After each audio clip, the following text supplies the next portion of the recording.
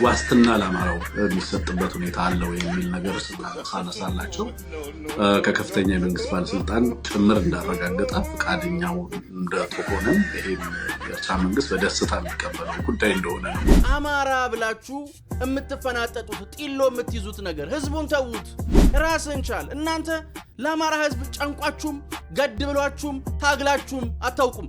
የአማራ ህዝብን ነፃ እናወጣለን እያላችሁ ከድህነታችሁ ነፃ ልትወጡ ነው። ራስ በራሳችሁ ቀፈታችሁ ልትሞሉ ነው። በነፃ አልነበረም ከሀገራችን ጀርባ ምንዶልተው፣ በነፃ አልነበረም የባህር በረም ሲባል የምንቃወመው፣ በነፃ አልነበረም የኢትዮጵያ ጥቅምን የሚያስቀድም ነገር ሲነሳ ኢሳያስ ይከፋዋል ብለን ነው እየየ ስንል የነበረው እያለህ ነው። ሀገር ስትባረርም ለመግቢያ ተጠቅማለች። አሁን አንተ የሆድ ሀገር ልትሄድ ነው። ህዝቡ ግን ቢባረርም ወደ እናት ሀገሩ ይመጣል። ኤርትራ እቀበላለሁ ብላለች። ኢሳያስማ ልጆቹን ይሰብስብ እናንተን ይሰብስብ። ለአማራ እንታገላለን ይሉህና መደበቂያ የሚያደርጉትን ቦታ ስታየው ለአማራ እንደማይታገሉ ይገባሃል። ኢትዮጵያ ሀገራዊ ምርጫዋን በስነ ስርዓት ታካሂዳለች። ሀገራዊ ምርጫዋን በስነ ስርዓት አድርጋም ህጋዊ መንግስቷን ታቆማለች። በሽግግር ስም የሽግግር ሐሳብ ሸጠው ሀገር ለማደክረትና ኢትዮጵያን ማጥ ውስጥ ለመክተት የነሱን የስልጣን ጥም ለመቁረጥ ሲሉ ተግባብተው መሳደብ የማይችሉ ሰዎች ተግባብተን እንመራለን በሚል ሹፈት ኢትዮጵያ ላይ ሊቀልዱ ያሰቡት ነገር አይሳካም። አዲስ አበባ ከውበቷ ከዝማኔዋ ከምናምኗ ባሻገር በዲፕሎማቲክ ጉዳዮች ላይ መናኸሪያ የሆነችበት ያለችው እድል እየተመረጠችበት ያለው ጉዳይ ሌላ ታሪክ ውስጥ እያስገባት ነው። ዝም ብላ አይደለም የምትመረጠው። ለህዝባዊ አመጽ እንድራታለን ያላት አዲስ አበባ የዲፕሎማቲክ ማህበረሰቡ ለዲፕሎማቲክ ሙሽርነት መርጦ በዓለም አደባባይ እየዳራት ነው። እያየን ነው። ሸጋ ነው። በመሃል አዲስ አበባ ወዳጅነት ፓርክ አጠገብ እንዲሁም መራዳ ፓርክ ፊት ለፊት 10% ቅድመ ክፍያ ብቻ ከፍለው እንዲሁም የባንክ ብድር ተመቻችቶሎት የቤት ባለቤት ልናደርጎ ነው። ሜሪት ሪል ስቴት በመሃል ፒያሳ 24 ሰዓት ባልተቋረጠ ፖስቴሽን ቴክኖሎጂ የግንባታ ጥበብ ቤቶን እየገነባን ነው። የልጆች መጫወቻ፣ ጂምና ስፓ፣ የመዋኛ ገንዳ፣ ሰፋፊ ሊፍቶች፣ የደህንነት ካሜራ፣ የመኪና ማቆሚያና መሰል አገልግሎቶች ያለው ይሄ ቀረሽ የማይባል የዘመናችን ቅንጡ የመኖሪያ መንደር ባለ 1 መኝታ ከ500 ሺህ ብር ጀምሮ፣ ባለ 2 መኝታ ከ840 ሺህ ብር ጀምሮ እንዲሁም ባለ 3 መኝታ ከ1.2 ሚሊዮን ጀምሮ ማግኘት ይችላሉ። ምን ይሄ ብቻ 100% ለሚከፍሉ ደንበኞቻችን በካሬ 68 ሺህ ብር የ35% ቅናሽ አዘጋጅተናል። ያስተውሉ፣ ያለን ቦታዎች ውስን ስለሆኑ ቀድሞ በድርጅቱ ስልክ በመደወል መመዝገብ ይችላሉ። ሰላም ጤና ይስጥልን ውድ ዮሐንስ ኮርነር ቤተሰቦች እንዴት አላችሁ? አላችሁ ወይ?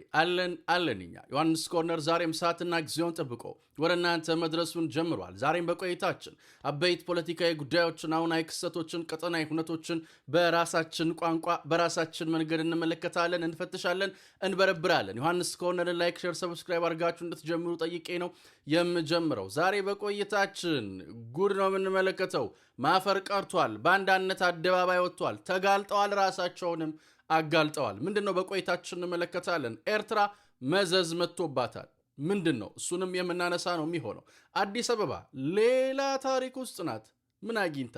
እሱንም የምናይ ይሆናል። በድጋሚ ላይክ፣ ሼር፣ ሰብስክራይብ አድርጋችሁ እንድትጀምሩ ጠይቄ እጀምራለሁኝ።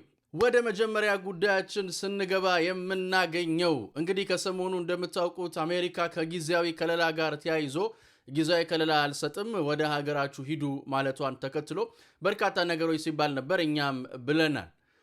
እነኚህ የኢሳያስ ተላላኪዎች ግን አፍሩም፣ ሀፍረት የሚባል ነገር የላቸውም። እንደዚህ ያለ ነው። እስቲ እንስማው። የኤርትራ ሚዲያዎች በዚህ በአማራ በተለይ አማራ ተወላጅ ሆነው የቴምፖራሪ ፕሮቴክሽን ስታተስ ላይ ያሉ ወደ ሀገር ቤት የመመለስ ችግር የሚገጥማቸው ልሂቃን ካሉ የኤርትራ መንግስት ፈቃደኛ እንደሆነ የአማራ ተወላጆች በተለይ በዚህ አይነት ስታተስ ላይ ያሉ በተለያየ ሀገር ላይ የሚገኙ ለህይወታቸው አደጋ ላይ የወደቁ መምጣት ኤኒታይም መምጣት እንደሚችሉ የተናገረበት የገለጸበት ነው። እሱን ለማረጋገጥ ደውዬ ነበር ሶሎ ሚዲያ ላይ። እንደዚህ አይነት ነገር ያጋጠማቸው ወገኖቻችን ቢኖሩ ዋስትና ለአማራው የሚሰጥበት ሁኔታ አለው የሚል ነገር ሳነሳላቸው ከከፍተኛ የመንግስት ባለስልጣን ጭምር እንዳረጋገጠ ፈቃደኛው እንደተሆነም ይሄም የኤርትራ መንግስት በደስታ የሚቀበለው ጉዳይ እንደሆነ ነው እንደውም ያረጋገጠልኝ። እና እንኳን ለአማራ ነው እንደውም የተባለው፣ እንኳን ለአማራ ለዛ ለደጉ ህዝብ ቀርቶ ለስንቱ ሆነን የለ እንዴ ነው የተባለው። እንዴት ወደ ተሻለ ሀገር ልትሄድ ነው እባክህን? ኧረ እባክህ። እኔ እኮ ደግሞ የሚያናድዱኝ አማራ ብላችሁ የምትፈናጠጡት ጢሎ የምትይዙት ነገር ህዝቡን ተዉት። ከእንትን የሚባለሉ አማራዎችን ይላል። ራስን ቻል። እናንተ ለአማራ ህዝብ ጨንቋችሁም ገድ ብሏችሁም ታግላችሁም አታውቁም። ህዝቡን ተዉት። የአማራ ህዝብን ነፃ እናወጣለን እያላችሁ ከድህነታችሁ ነፃ ልትወጡ ነው። ራስ በራሳችሁ ቀፈታችሁ ልትሞሉ ነው። የማይሞላ ቀፈት። ራስን ችለህ ሂድ። ራስን ችለህ እዛ ሄደህ ተገረድ ለኢሳያስ። ማንም የሚቃወም የለም፣ መብት ነው እሱ። ህዝቡን ግን ተወው። እነኚህ ሰዎች ጤና የላቸውም እንዴ? እኛ ከዚህ በፊት እዚህም የምናነሳው የሚባል ነገር አለ። የኢሳያስ ተላላኪዎች ይኸው በነፃ አልነበረም ከሀገራችን ጀርባ የምንዶልተው፣ በነፃ አልነበረም የባህር በረም ሲባል የምንቃወመው፣ በነፃ አልነበረም የኢትዮጵያ ጥቅምን የሚያስቀድም ነገር ሲነሳ ኢሳያስ ይከፋዋል ብለን ነው እየየ ስንል የነበረው እያለህ ነው። ቢከፋኝ ሮጮ መደበቂያዬ ነው እያለህ ነው። ራስህን ችለህ ሂድ።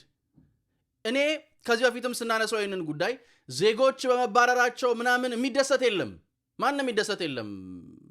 ሰው የፈለገበት ቢኖር ምኞታቸው ይሞላላቸው፣ ማንም አይጠላም። ጽንፈኞቹም ቢመጡም ባይመጡ ለኛ ምንም አይጠቅሙንም፣ ምንም ይጨምሩልን ነገር የለም ያልነው። ይሄንን ጉዳይም ስናነሳ ያኔም እንዳልኩት ሀገር ስትባረርም ለመግቢያ ትጠቅማለች። አሁን አንተ የሆድ ሀገር ልትሄድ ነው። ህዝቡ ግን ቢባረርም ወደ እናት ሀገሩ ይመጣል። ሀገር አለዋ። አንተ ወደ ሆድ ሀገር ሂድ። አጋስስ ስለሆንክ ሂድ። ቀድማችሁ ስትላላኩት ስትሰሩ የነበራችሁት ኢትዮጵያ አልቀበልም አላለች ዜጎቿን። ኤርትራ እቀበላለሁ ብላለች። ኢሳያስማ ልጆቹን ይሰብስብ፣ እናንተን ይሰብስብ። እንዴት ወደ ተሻለ እንትን ሄዳል? እባክህ የተሻለ ልማት። ምን አይነት ሰው ናችሁ እነዚህ? አታፍሩም? ራሳችሁ እንደው አደባባይ ላይ ይዛችሁ ትመጣላችሁ። በነፃ አልነበረ የምንላላከው እኛ የኢሳያስ ተላላኪ ነን። ከዛ ደግሞ እንትን አማራዎችን ምን ይላል? ምን ያርግህ አማራ? ተውት፣ ይህን ህዝብ ተውት። አታፍሩም እንዴ? አሁንም አታፍሩም? ትንሽ ሸምቀቅ አያደርጋችሁም? ኧረ እፈሩ። እኔ ገርመኛል። ለአማራ እንታገላለን ይሉህና መደበቂያ የሚያደርጉትን ቦታ ስታየው ለአማራ እንደማይታገሉ ይገባሃል። ዝም ብሎ ነው በህዝቡ ትከሻ ላይ የተፈናጠጡት። የህዝቡ ትከሻ ላይ እንዴ ተጣበቃችሁ፣ ጢሎ ያዛችሁ፣ መዥገር ሆናችሁበት። ምን አይነት ሰዎች ናቸው እነዚህ? ከዛ ደግሞ አያፍርም። ወደ ኤርትራ እንሄዳለን፣ ቀናን፣ በጣም ቀንተናል። ይቀልዳል እንዴ? ምን ሎጂክ ነው? አሁን አታፍርም ማለት አታፍርም? ጌታያን ላይ ተመልሻ አልወቅስም ያለፈን በጸጸት መንገድ ይቀንሳል መውደቅም ወደፊት ይላል። ማለት መውደቅም የሚያምረው ወደፊት ነው። ኤርትራ ሄዳለሁ ምናምን ብለህ ታስፈራራለህ። ኤርትራ እንሄዳለን እናመሰግናለን ምናምን ትላለህ። የፈለክበት ሂድ፣ ማንም ጉዳይ አይደለም። እኔ ምንም ጉዳይ አይደለም፣ የፈለጉበት ሂዱ። ሲጀመር ከእንትን ተብለው ኢትዮጵያ ሄዳሉ ምናምን እንደዛ እንደማይሆን የሆኑ አድቫንቴጆች እንደሚጠቀሙ ይታወቃል። ምንም የሚታወቅ ነገር ነው። ነገሩን አነሳ ነው እንጂ ግን ሀገር ለዚህም ትጠቅማለች። ሀገር ብትባረር መደበቂያ፣ ሀገር ብትጣል ሄዶ መግቢያ ትሆናለች። እሱን ልታሳጡን ነው የምትታገሉት። እናንተ ይኸው ተለዋጭ ሀገር አላችሁ፣ ነገራችሁን እኮ እንሄዳለን አላችሁ። ስለዚህ ስለምትሄዱበት ሀገር አውራ። ድሮ አንዳንዱ ልቦለድ ላይ ሀገር አለው ወደዛ ይሄዳል፣ ችግር የለም። ሀገር እንትን ይሄዳል፣ ችግር የለም። ነገሬ ዛምቤ ሆነ ይሄዳሉ። እንዴ አታፍሩም እንዴ? ቀናን። ምን አይነት ሰው ናችሁ ግን? እስቲ ታዩት እስቲ። ግን የሆነ ሲንድረም አለባችሁ። እኔ የሆነማ በሽታ አለባችሁ። የሆነ ነገርማ አለባችሁ። የሆነ አእምሮ የሆነ ሲንድረም የሚባል ነገር ይኖርባችኋል። የሆነ ብሎ ሲንድረም የሚል ነገር ያለበት ነገር ይኖርባችኋል። ሀገር መጥላት ሲንድረም ወይ ባንዳ ሲንድረም፣ ጅሎ ሲንድረም የሆነ ነገር ሊኖርባችሁ ይችላል። አይታወቅም። ኤርትራ እንሄዳለን፣ ኤርትራ ይቀበለናል ይላል። በግልጥ እየነገሩ ነው። ለማንኛውም ሌላው መመልከት ያለበት በግልጥ ነው ለማን እንደሚሰሩ ለምን እንደሚሰሩ። እኔ እንዳልኩት ነው ምንም የማያውቀው ሰርቶ ለመለወጥ እንትን የሚለው ለእንትን የሚተጋው ዜጋ እንደው ቢሆንለት ቢሳካለት ምኞታችን ነው። እነዚህም እኔ እንደፈለጉ ቢኖሩ ችግር የለብኝም። እኔ ጉዳይ አይደለም። እኔ እሱ ከዛ መጣና ለእኛ የሚጨመርልን እዛ ቀረና እንትን የሚልልን ምንም ነገር የለም ምንም። ግን እንደው እንዲህ ነው ማሳያ ነው ያደረግነው። በዛ አንግል ተረዱትና እንደው ታሳፍራላችሁ በአደባባይ ዞሮ ዞሮ ምንድን ነው ይላል የኢትዮጵያ ተቃዋሚዎች ሚዳቆ ዘላ ከመሬት ዘላችሁ ኢሳያስ መዳፍ ላይ ነው የምትወድቁት። ራሱ በነገራችን ላይ መዘዝ መጥቶበታል።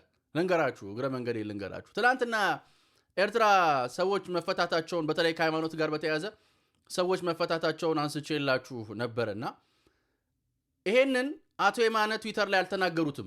ቀኑን ሙሉ የሚሉ ሰውዬ ለምን አልተናገሩትም ብለን ስንመልስ ምን ብለን ነበር? መዘዝ ያመጣል ብለን ነበር። አቶ የማነ ባይናገሩትም ግን መዘዙ መጣ። መፍታታችሁ ጥሩ ነው፣ ነገር ግን ከ25 ዓመታት በላይ ለውጥን ስለጠየቋችሁ ብቻ ያሰራችኋቸውን መንግስታዊ ስልጣን የነበራቸውንም ሰዎች እንዲሁም ደግሞ ያለ ፍርድ ያገሯቸውን በጣም በርካታ ዜጎች ከ10 ሺህ በላይ ዜጎች ፍቱ ተብለዋል። ከዓለም አቀፉ ተቋም ነው እንደዛ የተባሉት። እንግዲህ ፍቱ። ይህንን ሽሽት ነበር ያልተናገሩት። እኛ ትናንትና እዚሁ ስናነሳው ነበር፣ እናንተና እኔ ይህንኑ ስንወያይ ነበር። መዘዝ ይመጣል፣ ለምን ያሰራችሁ ይመጣል፣ ሌሎቹስ ይመጣል ብለን ነበር። መጣ አልቀረም።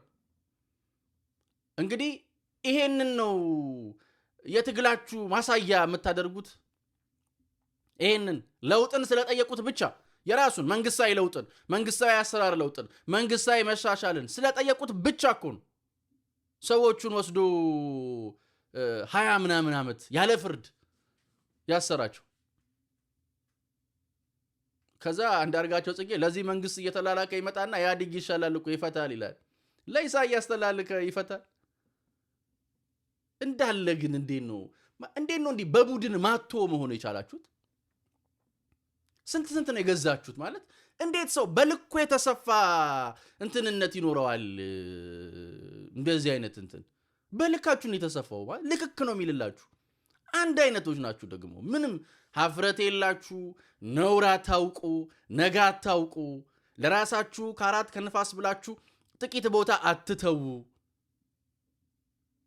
ምንም በቃ ሀፍረት የሚባል ነገር አልፈጠረባችሁም። እንዴት ያላችሁት ጉዶች ናችሁ ግን! እንዴት ቻላችሁበት? ኧረ እንዴት ቻልክበት ብሏል ያ ሰውዬ ቲክቶክ ላይ። ኧረ እንዴት ቻላችሁበት? እንዴት ሆነላችሁ? እንዲህ አይነት እየት የማለት ጥበብ ማለት ሰው እንዴት እንደዚህ እየት ይላል? አንድ አይነቶች የምትኮርጁትን እንኳን አታውቁም። ሰው በሐሳብ ልዩነት ይኖረዋል። መታገል ያለ ነው። ኢትዮጵያ ሁሌም ለዜጎቿ በሯ ክፍት ነው። በነገራችን ላይ ሁሌም እናንተ እንደው አንድ ዜጋ ለሀገሩ ማድረግ ያለበትን አድርጋችኋል ወይ ማለት እሱን ተዉት። ማድረጉ ቀርቶ አንድ መጥፎ ዜጋ የሚያደርገውን ነገር ከማድረግ በተቆጠባችሁ የጥሩ ዜጋነቱን ተዉትና የመጥፎ ዜጋነቱን እንኳን ጥቂቱን ባሟላችሁ እናንተ እህት ብላችሁ የገዛ ሀገራችሁን የምትወጉና የምታስወጉ ሀገርና ግለሰብ መለየት የተሳናችሁ የት እንደምትቆሙ የት እንደምትረግጡ ግራ የገባችሁ ንሁልል ያላችሁ ሰዎች አሁን እናንተ ምን አይነት ሰዎች እንደሆኑ ማለት እና በጣም እንትን አላችሁ። በጣም እንዴት የዘመነ ከተማ ልትሄዱ እንደሆነ እኮ አሁን ኢንተርኔት አለ አይቆራ መብራት ብትሉ ውሃ ብትሉ ዘመናዊ እንትን ኧረ ምኑ ቅጡ ምን አይነት እኔ ከህዝብ ትከሻ ደግሞ ውረዱ።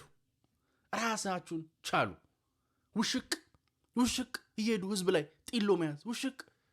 ራስን ችለ መቆም የማትችል ራስን ነፃ ያላወጣ ራስን ከዚህ ከወድ ነፃ ያልወጣ ሰውዬ አንተን ህዝብ ነፃ የምታወጣው? እገለብጣለሁ መንግስት እንትን ሸሚዝን አገለብጥም። ምን አይነት እኔ እንደዚህ ሰው ለራሱ እንዲህ ክብር ሲያጣ እንዴት ይቀፋል? ምን አይነት ሰዎች ናችሁ እናንተ? እኔ አይገባኝም ማለት ትልቅ ሰው ነው አሁን ያው እንዲህ ይላል ደግሞ መጥቶ እንዳለ አሳሰባቸው ይሄ ነው። ምን አይነት እኔ ኧረ ትንሽ ግን ምህረቱን እንትን በሉ እስቲ ታዩት። እንደዛ ቢሆን በጣም መልካም ነው። በመሃል አዲስ አበባ ወዳጅነት ፓርክ አጠገብ እንዲሁም መራዳ ፓርክ ፊት ለፊት 10% ቅድመ ክፍያ ብቻ ከፍለው እንዲሁም የባንክ ብድር ተመቻችቶሎት የቤት ባለቤት ልናደርጎ ነው። ሜሪት ሪል ስቴት በመሃል ፒያሳ 24 ሰዓት ባልተቋረጠ ፖስቴሽን ቴክኖሎጂ የግንባታ ጥበብ ቤቶን እየገነባን ነው።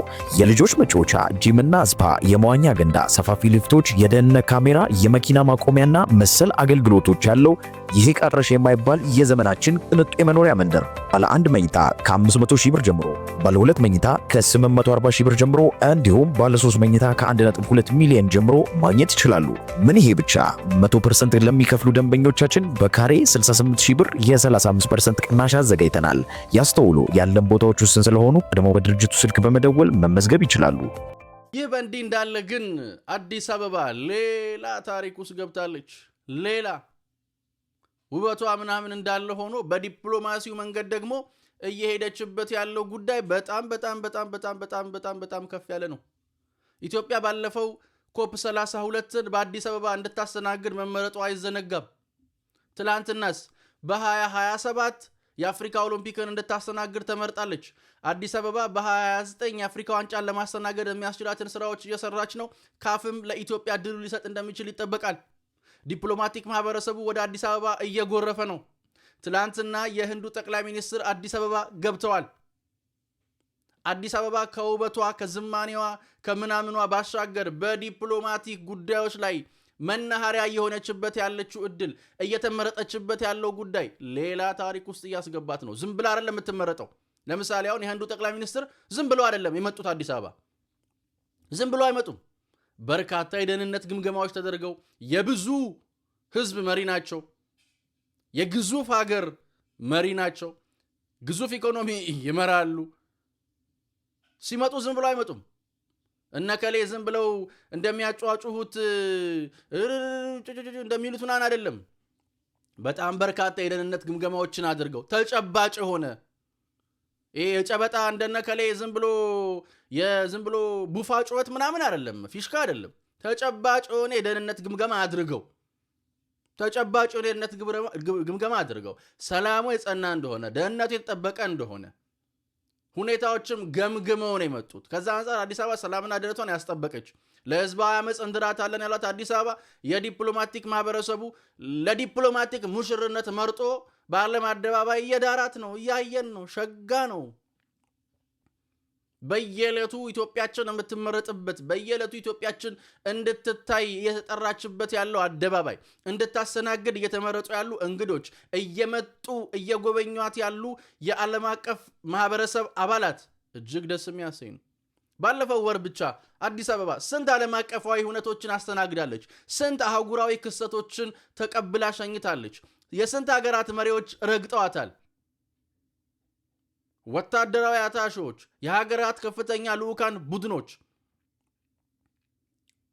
በርካታ ጉዳዮች አዲስ አበባ ከፍ ብላ እየታየች ነው። ሌላ ታሪክ ውስጥ እየገባች ሌላ ማለት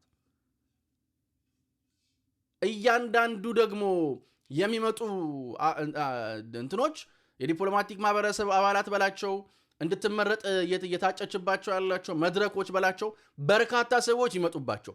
ሲመጡ ደግሞ መዋለ ንዋይ ይዘው ይመጡ። ለሆቴሎች፣ ለነዋሪዎች፣ ለንግድ ማህበረሰቡ የስራ ዕድልን የሚፈጥሩ አሁን ለኦሎምፒክ ለአፍሪካ ኦሎምፒክ ተመርጣለች ለአዘጋጅነት ሲመጡ በርካታ ስፖርተኞች በርካታ ልዑካን ቡድኖች ይመጣሉ። መምጣታቸው የሰዎቹን መምጣት ብቻ አይደለም የሚያስበው ይዘውት ይመጡትን ካፒታል የሚፈጥሩትን ገበያ ነው ማስላት ያለብህ። ኢትዮጵያን በደንብ የሚያስተዋውቅ ነው የሚሆነው እና ይሄ በጣም ደስ የሚል ነው። ዜጎቻችን ወደዚች ከተማ ይመጣሉ። ለሌላ ሰው የሚላላኩ ግን ወደሚፈልጉበት ይሄዳሉ። ሀገር ትሰራለች። ሀገር ትቆማለች። በደንብ ነው የምትቆመው። እና ሌላ ታሪክ ውስጥ የገባች ነው። ተመርጣለች። እንኳን ደስ አላችሁ፣ እንኳን ደስ አለን። ኢትዮጵያችን በእያንዳንዱ ጉዳይ ላይ ቁልቁለቷን እየተመኙላት፣ ኮሰመነች እያሏት፣ እንትናለች እያሏት፣ እያለቃቀሱባት፣ እየጮሁባት፣ እዛም እዚህም ሆኖ ችግር እየፈጠሩባት፣ እሷ ግን ከፍ ብላ እየቀጠለች ነው። የምትሄድበትን የሚያሰምሩት ሰዎች ወዴት እንደምትሄድ ጠንቅቆ ያውቃሉ። ምን እንደሚገጥማት፣ ለምን እንደምትሰራ፣ ኢትዮጵያ ወዴት መሄድ እንዳለባት አስፓይር አድርገው ጀምረዋል። አስፓይር ያደረጉትን ደግሞ ያውቁታል በደንብ ማለት ነውና በደንብ የሚታይ ነገር ነው። ጠላቶች እየከሸፉ ነው። ጠላቶች ግን በየመስኩ ነው እየከሸፉ ያሉት። ከምርጫ ጋር ተያይዞ በነገራችን ላይ ጽንፈኞች ሊጋልቧቸው የሚፈልጓቸውን ፓርቲዎችም እያጡ ነው። በነገራችን ላይ ነገሮች መስመር እየያዙ ነው። ኢዜማም ትናንትና መግለጫ ወጥቷል። ምርጫ በሚካሄድባቸው በሁሉም አካባቢዎች እንደሚወዳደር ገልጿል። በርካታ ፓርቲዎች ወደ ምርጫው እየገቡ ነው። ሌላውን ተውትና እነኚህ ጽንፈኞቹ ውጭ ሀገር ነን ምናምን ብለው ለማተራበስ የፈልጉ አመፅ እንጠራለን ምናምን የሚሉ አካላቶች እንጋልባቸዋለን፣ እንቀመጥባቸዋለን ብለው እንደ ፈረስ ሊጋልቧቸው ያሰቧቸው ፓርቲዎችም ከእጃቸው እያመለጧቸው ነው። የሚጋልቡት እያጡ ነው። ከፈረሶቻቸው ላይ ተንሸራተው እየወደቁ ነው። ነገሮች መስመር እየያዙ ነው። መስመር በደንብ የሚያዋጣውም እሱ ነው። ሐሳብን ሸጦ ሐሳብን አስቀምጦ የራስን እሳቤ አቅርቦ ወዴት መሄድ እንደሚፈልግ፣ ምን ማድረግ እንደሚፈልግ፣ መድረሻ የት እንደሆነ፣ መቆሚያው ምን ጋር እንደሚሆን አጽንኦት ሰጥቶ መናገር የሚያዋጣው እሱ ነው። ለኢትዮጵያም የሚጠቅመው፣ ለሀገርም የሚጠቅመው፣ ለኢትዮጵያውያንም የሚበጀው እንደ አንድ ፖለቲከኛም ሐሳብ አለኝ ለሚል አካል የሚመጥነው እሱ ነው። ዓለም የደረሰበት ደረጃም አሁን ይሄ ነው። በቃ ስልጥን ያለ እና አመፅ ቢሉ ምን ቢሉ ክሽፍ እንጋልባቸዋለን ያሏቸው ፓርቲዎችም ወደ ምርጫ እየገቡ ነው። እንደው የአንዳንዶቹ ፓርቲዎች ስምም መጥራት አስፈላጊ ስላል አይደል አለፍኩት እንጂ በቃ እንጋልባቸዋለን ያሉ ፓርቲዎች ነበሯቸው። እንዴት አድርገው ከምርጫ እንደሚያስወጣቸው፣ ከዛ ከነሱ ከምርጫ መውጣት ጋር ተያይዘው እንዴት አድርገው ምርጫውን እንደሚያቃልሉት ጭምር ሲያስቡ ነበር። ግን አልተሳካላቸውም። እነዛ ፓርቲዎች ወደ ምርጫው እየመጡ ነው። የምርጫው ነገር መስመር እየያዘ ነው። ኢትዮጵያ ሀገራዊ ምርጫዋን በስነ ስርዓት ታካሂዳለች። ሀገራዊ ምርጫዋን በስነ ስርዓት አድርጋም ህጋዊ መንግስቷን ታቆማለች። በሽግግር ስም የሽግግር ሐሳብ ሸጠው ሀገር ለማደክረትና ኢትዮጵያን ማጥ ውስጥ ለመክተት የነሱን የስልጣን ጥም ለመቁረጥ ሲሉ ተግባብተው መሳደብ የማይችሉ ሰዎች ተግባብተን እንመራለን በሚል ሹፈት ኢትዮጵያ ላይ ሊቀልዱ ያሰቡት ነገር አይሳካም፣ አይሆንም። ምርጫ ይካሄዳል። ያሸነፈ ኢትዮጵያን ይመራል። በቃ አለቀ በምርጫና እሱ እንደሚሆን ያው መስመሮች እየያዙ ነው። ኢትዮጵያም አዲስ አበባም እየተሞሸረች ነው። ምርጫ ቦርድም ስራውን እየሰራ ነው። በየአቅጣጫው የሀገራችንን ነገር ካየን እንግዲህ ተስፋ ነው የሚታየን። በደንብ ኢትዮጵያችን ወደ ታስበላት ቦታ እየገሰገሰች ነው። ይሆንላታል፣ ይሳካላታል፣ ከፍ ትላለች ነው የምንለው። እኛ ግን ሁሌም እንደምንለው እንደማይለወጥ አንድና ውድ ቃል፣ አዲስ ትውልድ፣ አዲስ ተስፋ። ሁሉም ጥሩ ይሆናል፣ ሁሉም በጎ ይሆናል፣ ሁሉም ሸጋ ይሆናል። የኔና የናንተ ሀገርም እንደ ልማዷ ታሸንፋለች፣ እንደ ልማዷ ድል ታደርጋለች። ፈጣሪ ኢትዮጵያና ሕዝቦቿን አብዝቶ ይባርክ። ውድ ዮሐንስ ኮርነር ቤተሰቦች ቸር ቆዩን። የነገሰ ይበለን። ቼርስ